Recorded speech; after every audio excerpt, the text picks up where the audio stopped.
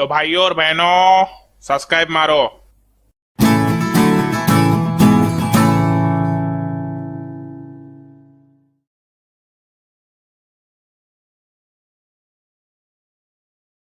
આ દેશના અવતારોએ શીખવાડ્યું છે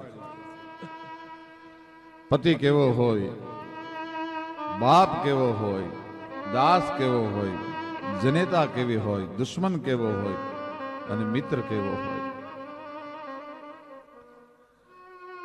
ભગવાન કૃષ્ણ ચંદ્રમણી એ જ્યારે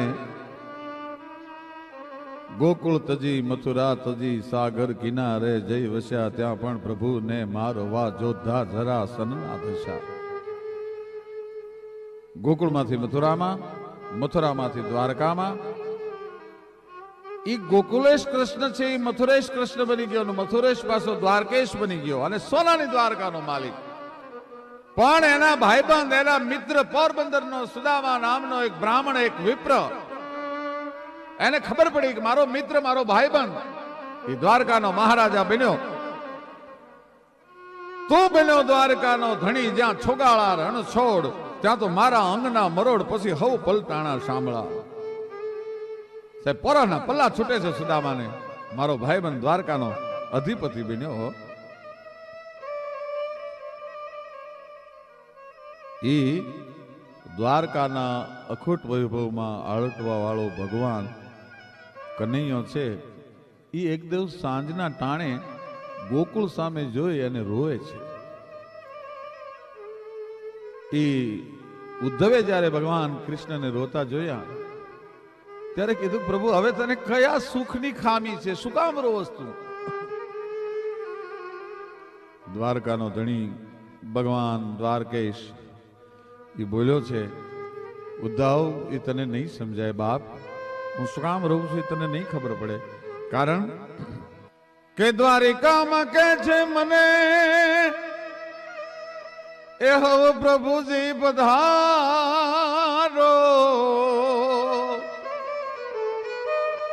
ત્યારે મને સાંભળે છે જશોદાનો રે તુકારો, ઓલો વ્રજ વારો મને સાંભળ્યો રેજી.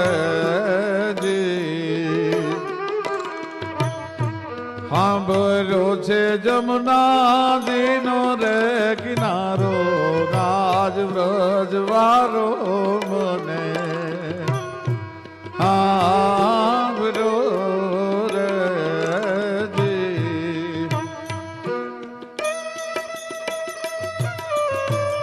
જેઓ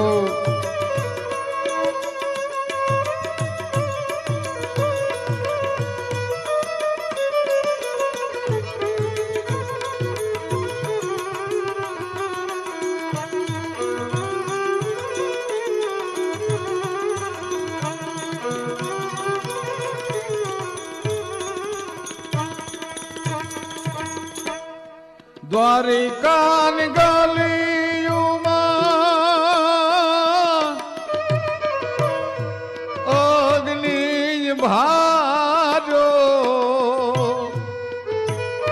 મારે હારો હતો ગોકુલિયાનો જોન ગારો રે વ્રજવારો મને સાંભળ્યો રેજી. સાંભળ્યો છે જમુના જીનો રે કિનારો, બોલો વ્રજ વારો મને સાંભળ્યો રેજી.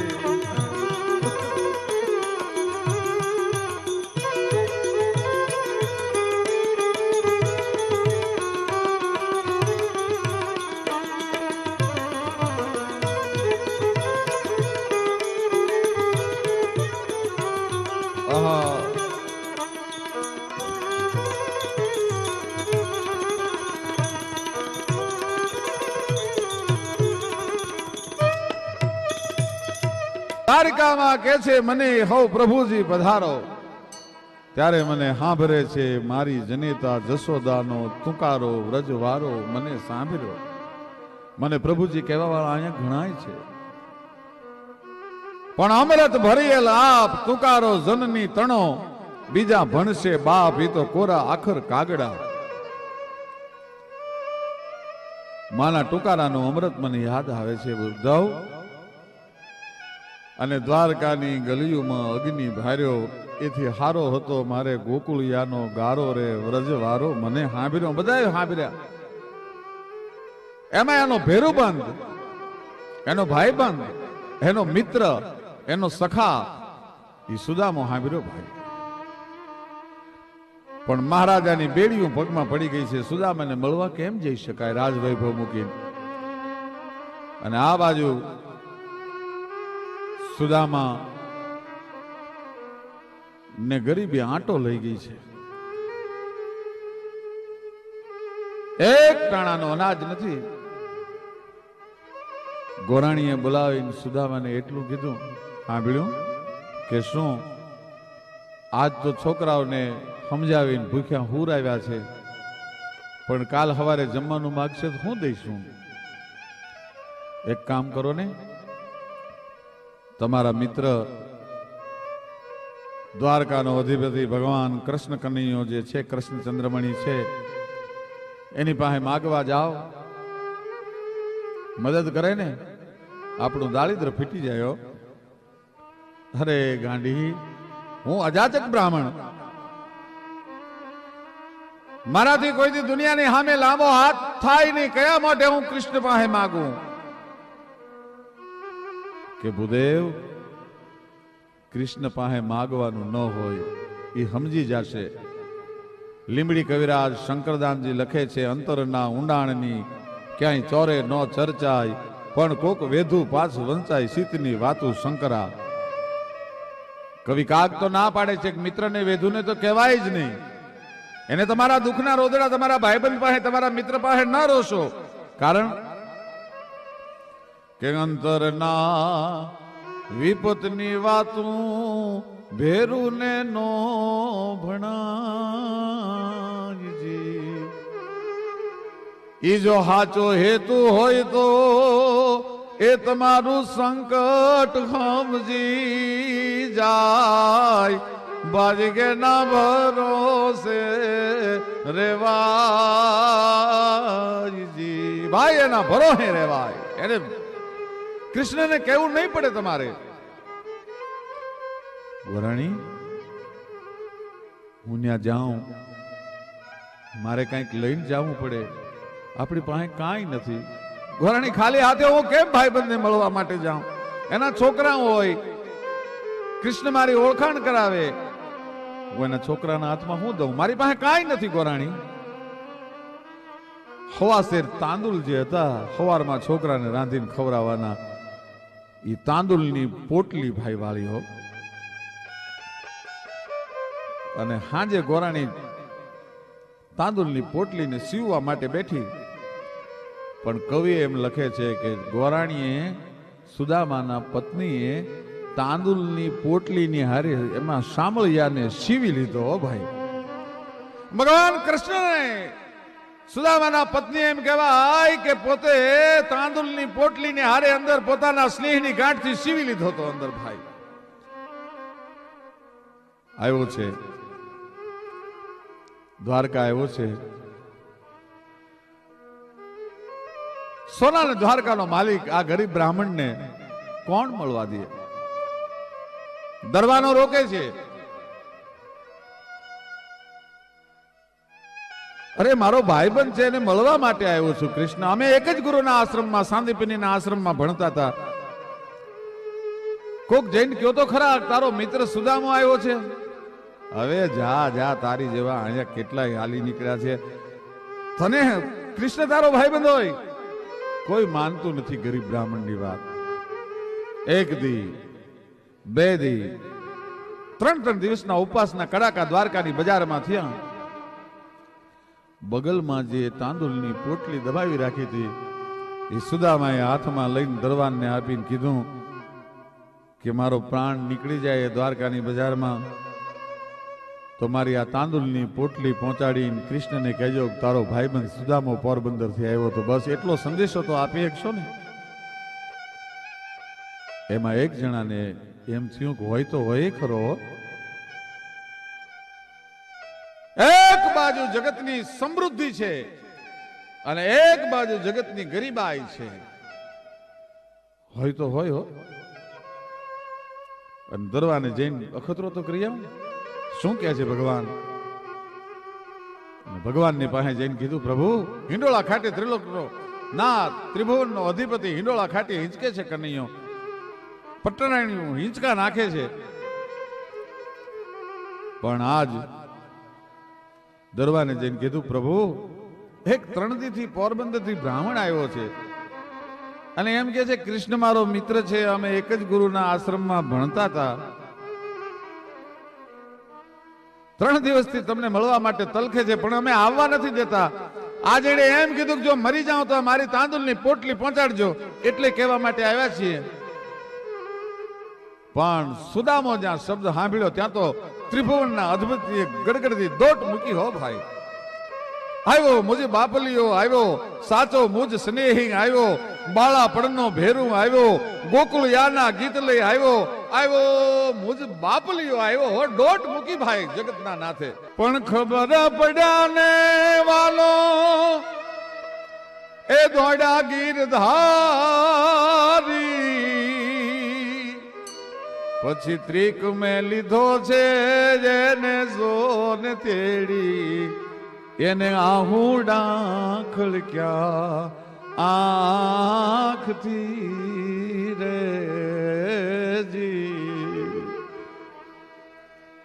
ખબર પડીને વાલો દોડ્યો ગીરધારી, પછી ત્રિક મેં લીધો છે એને ત્રેડી, આહુડા ખળક્યા આંખથી. થાકીને આવેલો છે. ગરમ પાણી મુકાઈ ગયા ભાઈઓ અને આંગડા ઘસે છે એની. કેવો સુદામા ભાગશાળી હશે વિચાર તો કરો. બ્રહ્માંડનો અધિપતિ, એની પટરાણીઓ છે, રૂક્ષ્મણીજી છે, એ આ ચોળી ચોળી અને બ્રાહ્મણને નવરાવે છે કે આંગડા ઘસે છે એની એ સોને આઠે પટરાણી,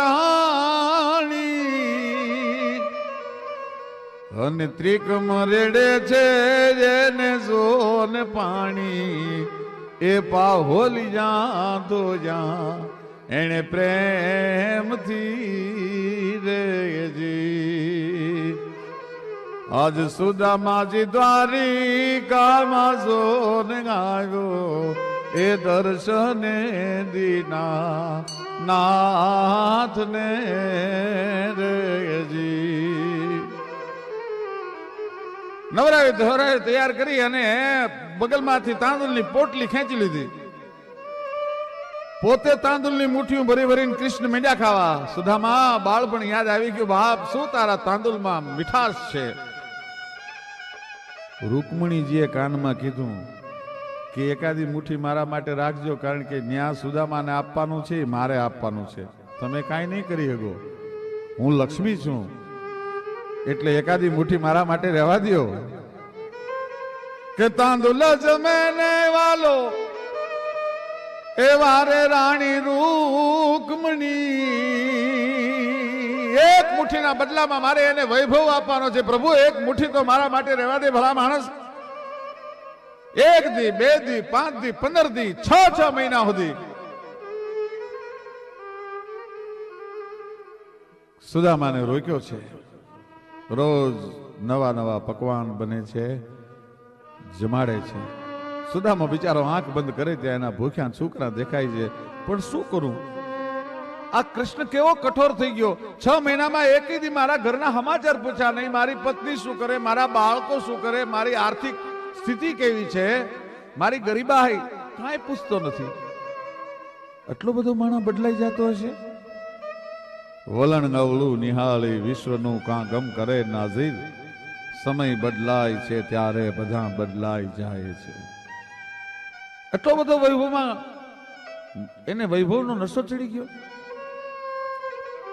મારા બાળક કેમ દિવસો કાઢતા હશે, મારી પત્ની કેટલી મૂંઝાતી હશે. 6 મહિને કીધું કે પ્રભુ હવે હું રજા લઉં, મને જવા દો, મને મારા છોકરા યાદ આવ્યા છે. આગ્રહ ન કર્યો રોકાવાનો. ભલે બાપા જાવું છે. ઉદ્ધવ અને કૃષ્ણ એને મૂકવા માટે દ્વારકાના સીમાડા સુધી ગયા છે. છેલ્લા જોહાર સુદામાએ કરી લીધા અને સુદામો પોરબંદરના રસ્તે હાલતો થયો. ભગવાને કીધું કે આય સુદામા બોરે, આ તારી ફાટલી પોતડી લેતો જા ને મારી પિતાંબરી મને પાછી દઈ દે. સુદામો પોરબંદરના રસ્તે હાલતો થયો. ભગવાને કીધું કે આય સુદામા બોરે, આ તારી ફાટલી પોતડી લેતો જા ને મારી પિતાંબરી મને પાછી દઈ દે. ત્યાં તો સુદામાને ધરતી માર્ગ આપે તો હમાઈ જવાનું મન થઈ ગયું. હો, એટલો બધો સંપત્તિમાં ગાંડો થઈ ગયો. એક પોતળી પહેરી છે, એ પોતળીનો મારા અંગ ઉપર રહેવા દીધી, પણ તોય આ દેશનો વિપ્રા, દેશનો બ્રાહ્મણ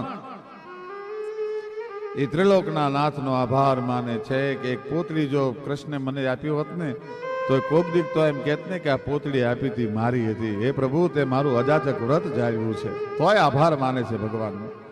પોતાની ફાટલી બિચારા પોતળી પહેરી સુદામો હાલતો થયો.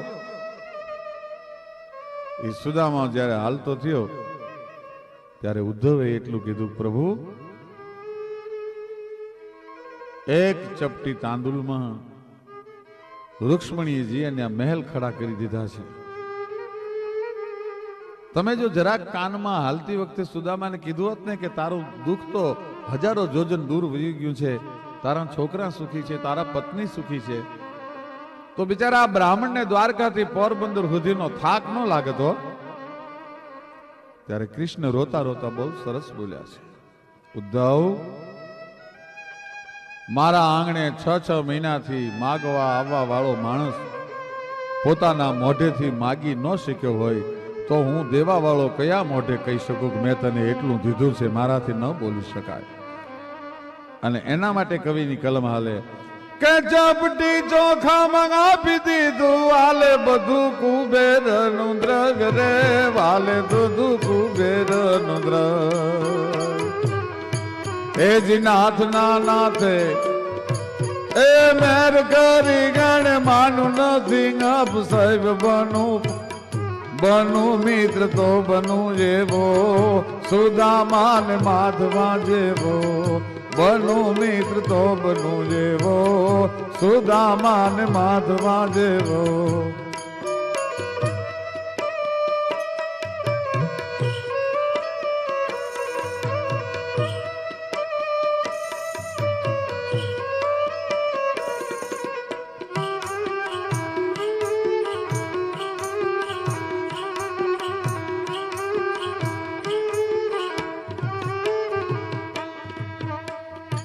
પણ કીધા વગરનો ભક્તોને હંમેશા દીધા કરે છે, એવી ભગવાનની ટેવ છે. આવ તારા ગજ હેઠા મૂકી વજન મૂકીને વરવા, અરે 9 લખ તારા નીચે બેઠો કયે તુંબડે તરવા. પણ 14 ભુવનનો નાથ આવે, એક ચપટી ધૂળની પ્રીતે, વજન કરે એ હારે મનવા, ભજન કરે એ જીતે. મીરાબાઈના હાથમાં ઝેરનો કટોરો આવ્યો, મીરા ધ્રુજી ગઈ. એક ફોરું જો જીભમાં પડે, જીભને માથે ટેરવાની માથે પડે તો તાળું 1 સેકન્ડમાં ફાટી જાય. આવું હળાહળ વિષ હતું. ભક્તો પણ ઘણીવાર બીના છે, પીવાય નો પીવાય, પીવાય નો પીવાય. મીરા મૂંઝાણા છે. ત્યાં તો કનૈયાને ફાળ ઉપડ્યો કે જો મીરા ઝેર નહીં પીવે ને તો મારા નામ ઉપર કાલ દુનિયા કોઈ ભરોહો નહીં કરે. અને મુરલીધર દેખાણો ભાઈ અંદર. આમ મીરાએ નજર કરી, ત્યાં તો કનૈયો દેખાણો વાહળી, બંસીધર દેખાણો ભાઈ. પછી મીરાએ નક્કી કરી લીધું કે આ ઝેર નહીં, મારે તો મારા કનૈયાને પીવાનો છે. ઝેરનો કટોરો મીરાબાઈ પી ગયા. માણસ ઝેરનો કટોરો રાણાજીએ જે મોકલ્યો તે પાછો વળતો હતો. એને મીરાબાઈએ એટલું કીધું, કાય ઉભો રે, ક્યાં જાસ? કે રાણાજી પાસે જાઉં છું. કે તારા રાણાને કહેજે હવે એના ખજાનામાં જેટલું ઝેર હોય એટલું ઝેર મને મોકલી દે. કારણ કે હવે ઝેરને જીરવવા જીવન મારું આવશે, આત્માને એનો છે એતબાર.